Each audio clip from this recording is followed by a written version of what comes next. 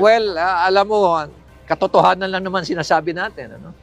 There's an allegation about the 777 na based dun sa aming pagtatanong din at based dun sa aming mga very reliable na sources, talagang totoo naman. Na meron talagang every time na sumama ka sa sortie ni Speaker, every congressman gets 777, 7 million na AIX or AKAP, 7 million na MAIP, and 7 million na TUPAD.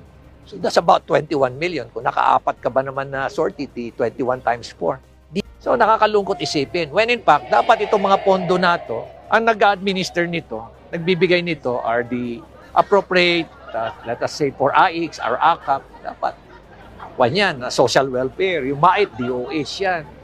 Tapos yung TUPAD, DOLE. Tapos dapat coordinated to sa local government because if there's anyone who really understands what is happening on the ground, these are the local government.